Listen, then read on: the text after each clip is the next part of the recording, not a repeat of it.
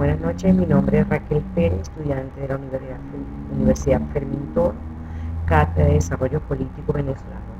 Hoy les voy a hablar sobre el surgimiento de una nueva fuerza política sustentada en la fuerza económica de 1928 y 1935, último año del gobierno de Juan Vicente Gómez. Es imposible hablar de los primeros 35 años del siglo XX venezolano sin recurrir de una u otra manera a la figura de Gómez, ya que durante los 27 años que rigió los destinos de Venezuela, en los que ha sido la dictadura más prolongada en nuestra historia, se comenzaron a desarrollar medidas como la formación de un ejército nacional, creación de una extensa red vial nacional, establecimiento de la hacienda pública, que si bien sirvieron para su consolidación en el poder, también permitieron iniciar a nuestro país la ruptura definitiva con el siglo XIX.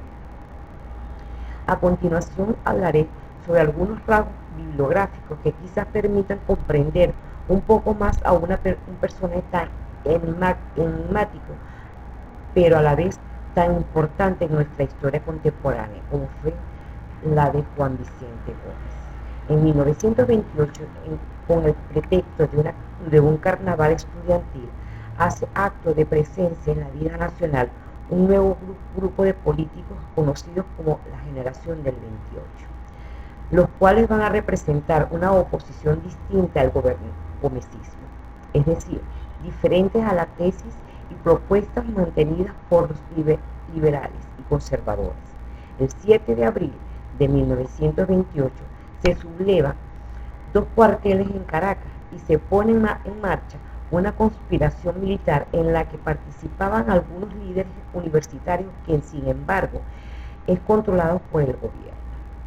Este movimiento, protagonizado por jóvenes estudiantes universitarios, empezó como una protesta social típicamente estudiantil, que poco a poco fue calando en la población caraqueña.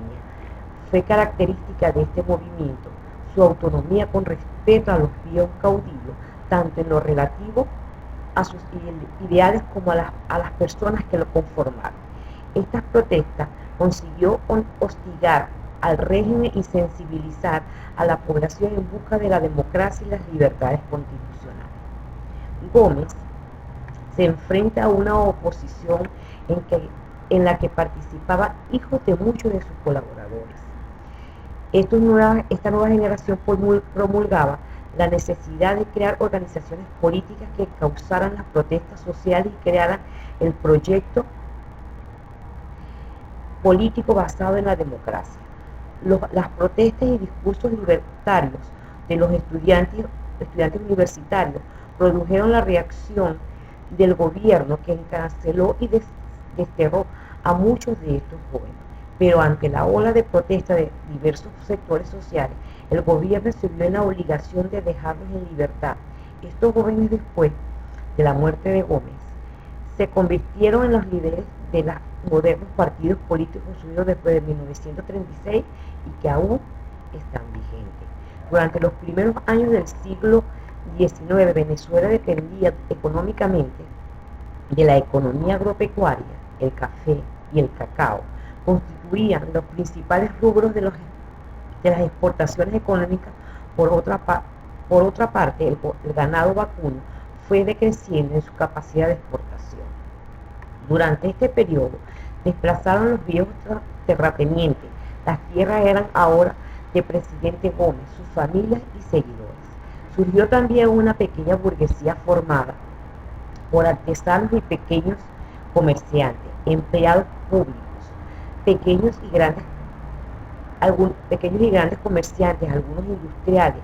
Lo más importante, el nuevo proletariado urbano formado por campesinos que habían emigrado del campo de la ciudad en busca de mejores condiciones de vida, explotados sin derechos sociales y políticos y desprotegidos del gobierno. La clase obrera estaba sometida a los abusos de compañías petroleras.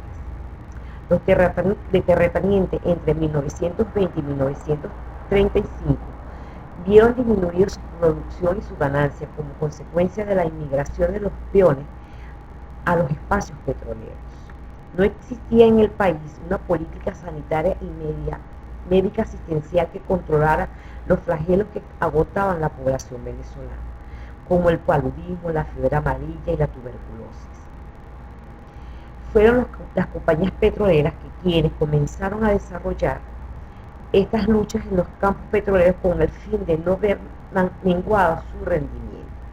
En cuanto a la educación, el 80% de los niños venezolanos no tenían escuela y el personal capacitado para enseñar era muy poco. Para 1926 y 1927 existían en la Universidad Central de Venezuela solo 376 alumnos inscritos. Gómez decretó la creación del Banco Obrero y del Banco Agrícola y Pecuario. Promulgó la primera ley de trabajo el 7 de julio de 1931. Prestó por última vez su juramento como presidente de la República en lo que será su quinquenio final en el poder durante los 27 años que gobernó a Venezuela. No varió en su costumbre y mantuvo las mismas costumbres de su época, de hacendado y de guerrero, caracterizado por la sencillez de sus hábitos, su desconfianza a las camarillas.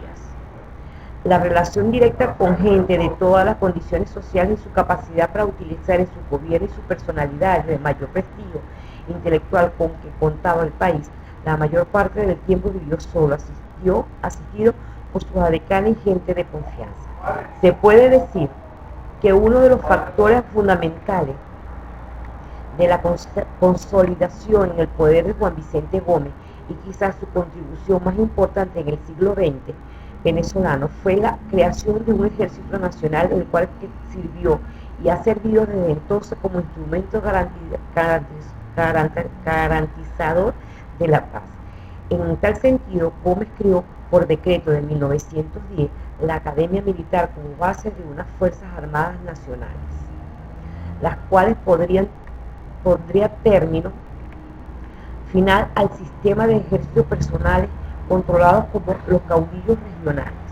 Asimismo, fue dueño de una inmensa fortuna constituida todo en territorio venezolano, evaluado aproximadamente en 115.000 millones de bolívares, y que en 1936, por decisión confiscatoria del Congreso Nacional, pasó a la totalidad al patrimonio nacional, aunque su acto de defunción señala que murió en el 17 de diciembre de 1935.